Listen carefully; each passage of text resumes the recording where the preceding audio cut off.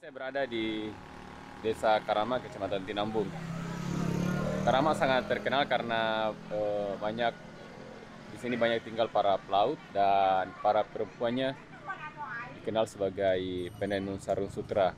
Makanya ada lagu yang salah satu syairnya itu liriknya berbunyi Lipa Saben atau Karama atau sarung sutra buatan orang Karama. Jadi di sini akan menjadi tempat start dan finish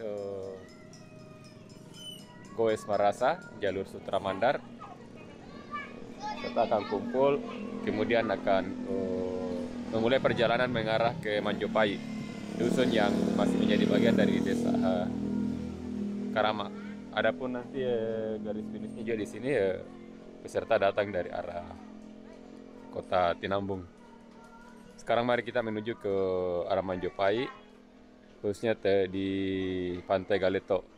Merupakan ya pelabuhan paling kuno yang dikenal di Kerajaan Balanipa. Antara Karama, tepatnya Manjopai dan Jumarang dengan Waitawar Tamangale. Jadi ini dulunya ini adalah pantai yang menjadi pelabuhan kuno Kerajaan Balanipa. Itu sangat cocok kalau kita melihat pusat Kerajaan Balanipa yang awalnya berada di daerah Tamajara sampai Napo. Kalau ditarik garis lurus sampai Mas itu kurang lebih 3 sampai 4 kilo. Dan seperti nanti kita lewati di beberapa titik di jalur Sutra Mandar ini akan kita lewati bersepeda, akan kita lewati singgahi beberapa situs, misalnya makam Tomisawe di Mangiwang, terus tempat Pindo di Salasana Raja Balanipa yang ke 23 kalau tidak salah. Jadi sebab ini adalah pelabuhan, maka besar kemungkinan salah satu komoditas penting yang diperdagangkan atau yang dibawa oleh pelaut-pelaut, pedagang-pedagang Mandar dari kawasan ini adalah tenunan sutra atau Lipa Saben Mandar. Seperti yang misalnya yang dihasilkan oleh wanita-wanita di Karama, Manjopai, terus di sebelah sana itu adalah Pambusuang, Tutulu, terus nanti Tamangale. Hanya saja di acara Goes Bareng jalur Sutra Mandar kita cuma akan melewati Tamangale, tidak sampai Pambusuang yang di sana juga banyak penenun karena memperhitungkan rute. Jadi ya demikian informasi dari Pantai Galeto. Para pesepeda setelah dari start kurang lebih 900 meter akan tiba di kawasan ini. Pesepeda akan melewati pantai yang banyak pohon kelapa. Jalurnya itu berupa tanah, sebagian saja yang berpasir, terus masuk ke kebun-kebun penduduk di kebun kelapa, kebun coklat, dan setelah itu akan menyeberangi Jalan Trans Sulawesi menuju ke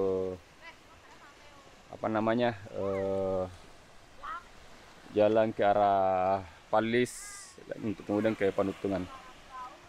Sekarang saya berada di jalan dari Jalan Trans Sulawesi ke arah Palis, kurang lebih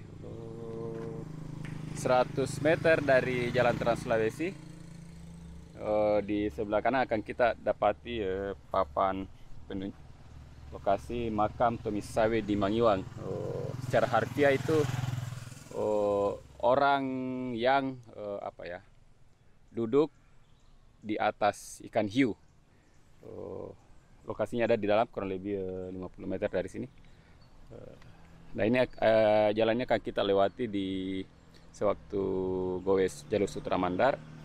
Cuma ya belum tahu apakah peserta kita hentikan, maksudnya terus lalu masuk lihat, nanti kita lihat situasinya. Jadi menyambut acara goes itu ya saya akan jelaskan beberapa deskripsi singkat, beberapa situs yang akan kita lewati.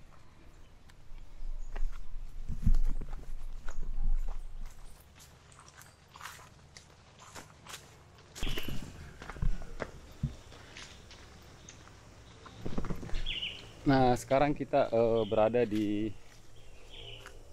makam Tomisawe di Mangiwang. Saya tidak tahu apakah ini orang yang sama. Yang jelas di buku yang ditulis Saiful Sinrang ada penjelasan beberapa halaman tentang Tomisawe di Mangiwang. Jadi di dalam tulisan itu dijelaskan bahwa Tomisawe di Mangiwang itu dia 3 bersaudara. Satu saya lupa namanya, jadi raja di kerajaan Banawa di Sulawesi Tengah. Terus kalau Tomatindo di Mangiwang sendiri adalah Raja Sendana, dan ada lagi saudaranya yang raja di kerajaan Mamuju. Jadi ada cerita yang mengatakan waktu itu juga bisa menjadi apa ya, kenapa disebut atau diberi gelar Tomisawe di Mangiwang. Waktu remaja dia bersama kakaknya ini, kalau tidak salah namanya Batara Manurung. Ini kan ada keinginan Batara Manurung itu dia mau menjadi raja di kerajaan Banawa. Nah, yang menurut adat yang cocok menjadi raja itu adalah Tomisawe di Mangiwang ini. Nah, suatu waktu mereka berlayar berdua, Tomisawe di Mangiwang dengan kakaknya di sekitar perairan Teluk Mamuju. Nah, menurut kakaknya mereka ada masalah dengan bagian layar atau peluang. Jadi dia meminta adiknya itu untuk mengambil bambu di pulau yang kita kenal sekarang ya dengan nama Pulau Karampuang, untuk mengambil bambu. Dan memang di sana banyak bambu. Nah, maka adiknya ini turun pergi mengambil bambu. Nah, ini kakaknya meninggalkan adiknya ini dan dia pergi berlayar ke Banawa. Nah, waktu tiba di Banawa dia mengatakan bahwa adiknya terjatuh di laut terus hilang apa, dan singkat cerita kakaknya inilah yang dilantik menjadi raja di kerajaan Banawa. Nah, ada pun yang terjadi di Pulau Karampuang ini, si Tomisawe di Mangiwang ini ya apa ya, dia mau pulang. Pas turun ke pantai dia melihat ikan hiu atau yang kalau dalam bahasa Mandar disebut mangiwang, dan menggunakan hiu ini dia kembali atau pergi ke Banawa. Nah, pas hari pelantikan itu orang terheran-heran karena ya tiba Tomisawe di Mangiwang ini di situ, dan akhirnya diputuskan yang kakaknya tidak jadi raja, dan si adik inilah yang dilantik jadi Raja Banawa. Pas selesai proses pelantikan, si adik ini mengatakan ya, saya hari ini saya jadi raja, dan atas keputusan saya menyerahkan kekuasaan atau posisi saya sebagai Raja Banawa ke kakak saya. Nah, kakaknya itu menerima. Terus si Tomisawe Mangiwang ini sendiri katanya dia harus segera kembali ke Mamuju karena ya saudaranya yang lain akan dilantik jadi Raja Mamuju. Dan dia sendiri belakangan jadi raja di kerajaan Sendana yang masuk wilayah Kabupaten Majene. Cuma yang saya belum dapat informasi kok, Tomisawe di Mangiwang ini malah dimakamkan di Tamangale, yang kalau dari Sendana ya kurang lebih berjarak 50 km dari sini. Jadi ke selatan lagi. Adapun Mamuju dari sini 150 kilo, ke Banawa ya malah lebih jauh lagi ya, lebih 300 kilo. Jadi ini adalah salah satu tempat yang akan kita lewati di acara goes jalur Sutra Mandar. Meskipun tidak ada hubungan yang persis dengan sutra, tapi di rute ini ya kita juga akan mempelajari sejarah Mandar. Sekian informasi tentang Tomisawe di Mangiwang. Nah, sekarang saya berada di Panutungan, Desa Tamangale. Dulunya tempat ini, khususnya di sebelah sana, ada banyak ditanam tanaman murbei. murbei adalah makanan atau pakan untuk ulat sutra. Jadi ketika apa namanya membudidayakan telur telur sutra ya, beberapa hari setelah waktu dia menetas, daun murbei mulai dikasih khususnya ambil bagian pucuknya, dan kurang lebih 1 bulan proses itu berlangsung sampai menjadi benang. Nah, di sana itu sudah tidak ada daun murbei, tapi saya masih sempat lihat masih ada beberapa, kurang lebih kalau tidak salah ingat 6 tahun lalu waktu saya penelitian tentang sutra di Mandar. Nah, alhamdulillah masih ada. Ini adalah daun murbei, bisa dilihat seperti ini. Nah, kalau ulat muda ya dikasih pucuknya, tapi kalau yang sudah beberapa hari, tiap hari si pembudidaya mengambil terus dikasih di atas kumpulan ulat sutra dan mereka akan memakannya. Nah, ini adalah daun murbei. Saya tidak tahu ini murbei jenis apa, soalnya ada beberapa jenis murbei. Ini bisa kelihatan relatif berbeda dengan yang tanaman lain. Jadi waktu saya lewat naik sepeda ya, kalau yang biasa lihat langsung bisa, oh itu pohon murbei. Jadi dulunya di sebelah sana yang sekarang dipenuhi dengan tanaman jagung, dulunya adalah murbei, karena kawasan ini hingga ke Palis pernah dikenal sebagai penghasil benang sutra Mandar. Jadi setidaknya kalau benang sutra yang asli ada 2 jenis, lokal sama impor. Impor itu ya para pengrajin menyebutnya benang sabe Hong Kong atau dari Cina. Terus kalau lokal sendiri ya terbagi lagi atas setidaknya 2 hasil dari budidaya ulat di Mandar atau yang berasal dari misalnya dari Sengkang. Tapi adapun telurnya tidak ada yang dihasilkan di sini. Semuanya itu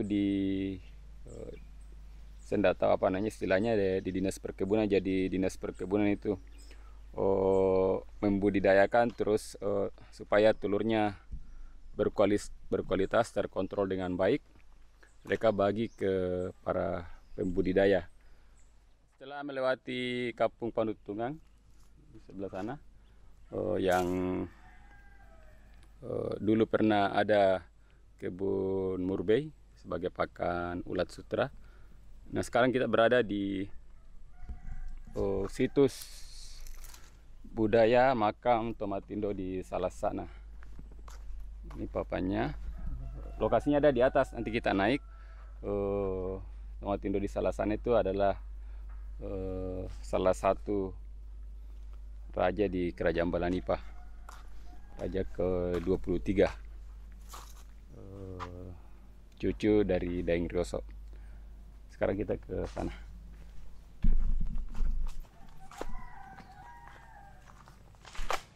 Nah, sekarang kita menuju ya ke kompleks makam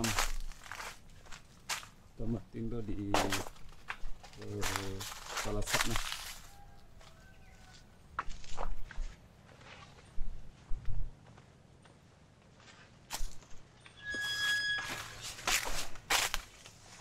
Ini ada beberapa nisan makam-makam tua.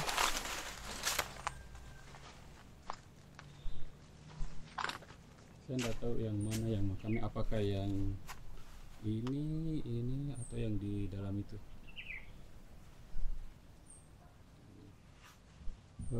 Yang menarik dari Tomatindo di Salasana ini, dia adalah raja ke-23, yang juga cucu dari, menurut informasi dia adalah cucu dari Daeng Rioso atau raja yang ke-12 kalau tidak salah.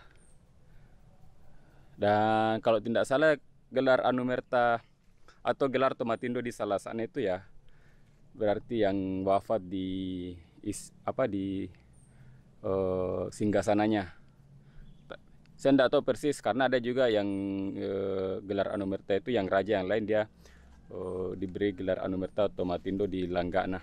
Saya tidak tahu mana yang dimaksud ini singgasana.